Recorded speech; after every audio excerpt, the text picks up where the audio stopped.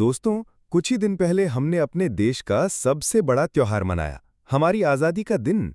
उस पल का जज्बा अभी भी हमारे दिलों में ताज़ा है। आज़ादी सिर्फ एक दिन के लिए मनाने की चीज़ नहीं, बल्कि हर दिन हमें ये याद दिलाती है कि हम भारत के नागरिक होने के नाते कितने बड़े सपने और जिम्मेदारियां लेकर चल रहे हैं। इसी सफ़र को समझने के लिए डॉक्टर एस जयशंकर की किताब वाई भारत मैटर्स एक रोशनी बनकर आती है। पिछले अध्याय में हमने देखा कैसे भारत का विश्व दृष्टिकोण इतिहास, संस्कृति और जियोपॉलिटिक्स के संगम से उभर रहा है। आज हम आगे बढ़कर दूसरा अध्याय सुनेंगे, जिसका नाम है फॉरेन पॉलिसी एंड यू। ये हमें दिखाता है कि विदेश नीति सिर्फ नेताओं की बात नहीं, बल्कि आप और हम जैसे हर नागरिक की जिंदगी से जुड़ी है। Chapter 2, foreign policy and you. Doctor Jaishankar इस चैप्टर की शुरुआत एक सीधी बात से करते हैं। फॉरेन पॉलिसी अक्सर आम नागरिक को दूर की चीज लगती है, जैसे ये सिर्फ सरकारी दफ्तर या बड़े लीडर्स की कहानी हो। लेकिन असल में विदेश नीति हर नागरिक की जिंदगी के साथ जुड़ी हुई है। चाहे हमारी रोटी कपड़ा मकान हो या हमारा मोबाइल फोन, चाहे हमारा रोज का पेट्रोल और गैस हो या फिर हमारी नौकरी का स्कोप, सब कुछ फॉरेन पॉलिसी के फैसलों से प्रभावित होता है। वो एक मिसाल देते हैं कि जब भारत तेल इंपोर्ट करता है, उस पर लिया गया डिसीजन हमारे घर की रोशनी और हमारी बाइक कार के पेट्रोल तक पहुंचता है। जब ट्रेड एग्रीमेंट्स होते हैं, तब नए जॉब सेक्टर्स खुलते हैं या कुछ पुराने बंद हो जाते हैं। जब ग्लोबल सप्लाई चेन्स डिसरप्ट होती हैं, जैसे कोविड के समय हुआ, तब आम आदमी को मेडिसिन, इलेक्ट्रॉनिक और राशन की कीमत बढ़ने का असर तुरंत महसूस होता है। इसलिए फॉरेन पॉलिसी कोई एब्स्ट्रैक्ट कॉन्सेप्ट नहीं है, बल्कि रोटी, रोजगार और रोजमर्रा की सुविधाओं से जुड़ी हुई एक जीवित ताकत है।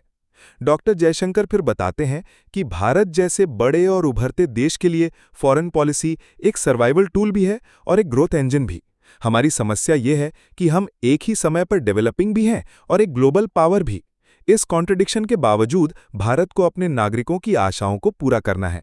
यही वजह है कि भारत की फॉरेन पॉलिसी अब प्रोएक्टिव और प्रैग्मैटिक दोनों बन गई है। वो एक और जरूरी बात उठाते हैं, नागरिक को फॉरेन पॉलिसी समझना क्यों चाहिए? क्योंकि जब नागरिक अवेयर होते हैं, तब देश की डेमोक्रेसी भी मजबूत होती है।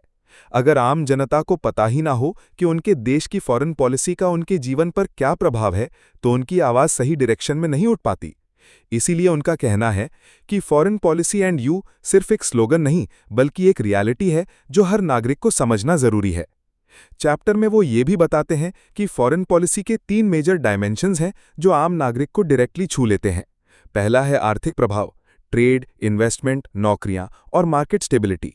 दूसरा है सुरक्षा, बॉर्डर सेफ्टी, टेररिज्म से लड़ाई, साइबर सिक्योरिटी तक एनर्जी सिक्योरिटी। और तीसरा है कल्चरल और इमोशनल कनेक्ट, कैसे भारत अपनी आइडेंटिटी, अपनी डायस्पोरा और अपने सिविलाइजेशनल वैल्यूज को दुनिया में ले जाता है, और कैसे ये सब आम नागरिक के गौरव और पहचान को मजबूत करते हैं।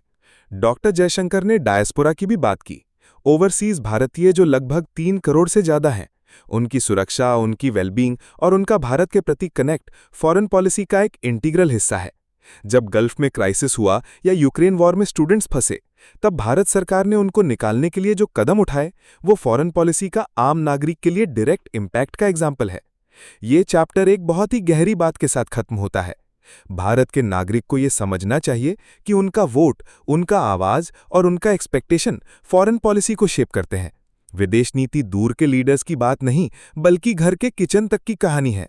और जब नागरिक और सरकार दोनों मिलकर अपने विजन को अलाइन करते हैं, तब भारत एक सचमुच का ग्लोबल लीडर बन पाता है। दोस्तों, ये था वाई भारत मैटर्स का दूसरा अध्याय। आपने सुना कैसे फॉरेन पॉलिसी सिर्फ एक डिप्लोमैटिक या स्ट्रैटेजिक जार्गन नहीं, बल्कि हम सबकी रोजी रोटी, हमारी सुरक्षा और हमारे सपनों का हिस्सा है। इंडिपेंडेंस डे का जश्न भले ही बीत गया हो, पर उस दिन की याद हमें यह सीख देती है कि हमारा हर दिन भारत के लिए एक जिम्मेदारी है। अपने देश की फॉरेन पॉलिसी को समझना और उस पर गौर करना भी उतना ही जरूरी है जितना वोट देना। अगले अध्याय में हम और गहराई से देखेंगे कि कैसे भारत की सिविलाइजेशनल आइडेंटिटी ग्लोबल पॉलिटिक्स में एक यूनिक रंग भर रही है। तब तक के लिए जुड़े रहिए वोकैल के साथ। जय हिंद, जय भारत।